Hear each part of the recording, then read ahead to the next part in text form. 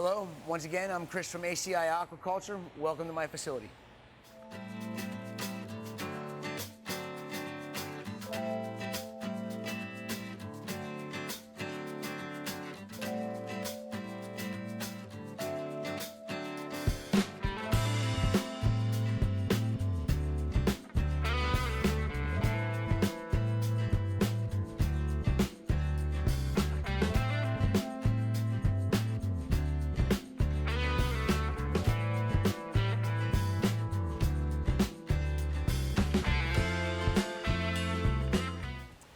Hello, for this episode we are going to talk about gem tangs. One of the holy grail tangs that we have to offer in our awesome hobby. They're not always the easiest animals to get a hold of. Back about 8 months ago, we were very fortunate that the diver that collects gem tangs for us in Mauritius contacted us and said that he had a pair that he collected as a pair swimming together in the wild and offered them to me. So as the hobbyist that I am at heart, I couldn't help myself but to take the pair and still have to this day house them in a 40-gallon breeder. That will change here very soon. They'll be upgraded to a 54-inch tall, 5-foot by 30-inch deep aquarium so that we can put a camera on them and put a lunar cycle on so that we can hopefully catch them in the act of spawning in an aquarium. Gem tangs come from very, very small region, Mauritius. I'm told they also come from Madagascar. Have yet to see them from Madagascar, but hopefully that is the case and we'll be able to bring in them at better prices in the future. With gem tangs, you know, they're a Zibersoma. They're very similar to a purple tang, a yellow tang, a Desjardins, the Pacific sailfin tang, Sculpus tangs. Very easy to care for. Keep our water parameters just like we do our reef aquariums. One of the things that we are very adamant about here is making sure that we duplicate the ocean as best as we possibly can. And I always encourage every hobbyist that's out there to do that to the best that they can. One of the things that we are very adamant about here is keeping constant, steady water temperatures.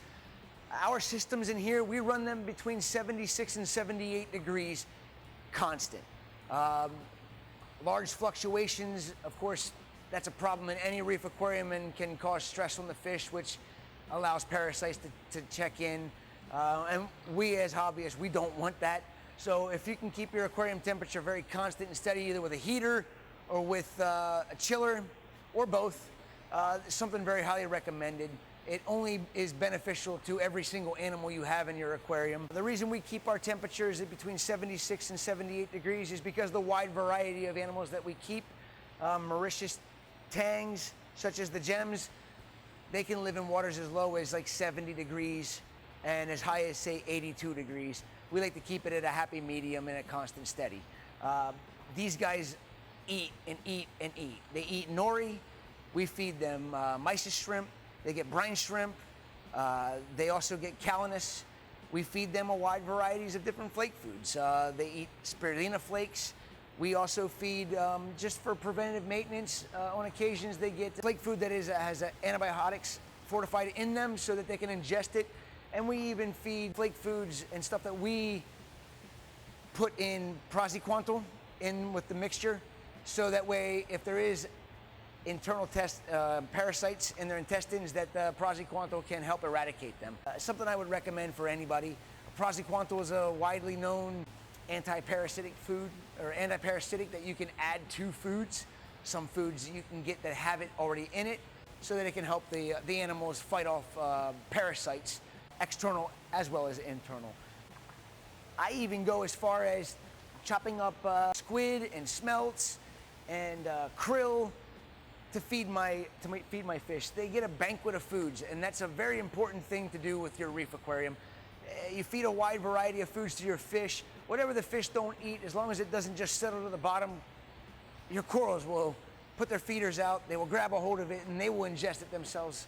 And overall, it helps everybody every individual in the aquarium by feeding a wide variety of foods, whether it's just for gem tangs, yellow tangs, purple tangs, or all the different types of wrasses and other gobies and fish that you would keep in your aquarium. I feel very fortunate to actually have a bonded pair of gem tangs in my aquarium, and very excited for my buddy Richard to come back here one day when I have my tank in the office to actually film it and show them when they're grown up as full-blown adults. And who knows, maybe one day I'll be able to send a video that we have from our cameras of the actual pair, maybe, and hopefully possibility of them spawning in the aquarium, which would be something that's never been shown or seen before in captivity. If this pair does happen to actually show that it spawns in captivity, I would really hope that a research institution such as Hawaii or even the Aquaculture Lab here in Ruskin, Florida, would maybe acquire the pair from me and actually attribute to the hobby by actually breeding them, raising them, and offering tank-raised gem tangs to the aquarium hobby one day. It's wishful thinking, but it's possible. Blue tangs, yellow tangs have now been done in captivity. Gem tangs aren't much different than a yellow tang, so I would hope that if these guys were to spawn for me, that we would be able to offer them to somebody that would be able to, then we'd be able to offer them to hobbyists at a better and more affordable price. Once again, my name is Chris Meckley from ACI Aquaculture. Sustainability and good practice in keeping your reef aquarium is what we promote. We did our little segment here on gem tangs, something that I am very happy to have and proud to have, the pair. We hope that you enjoyed our segment, and by all means, if you ever have any questions, we're glad to answer them and help you in any way, shape, form.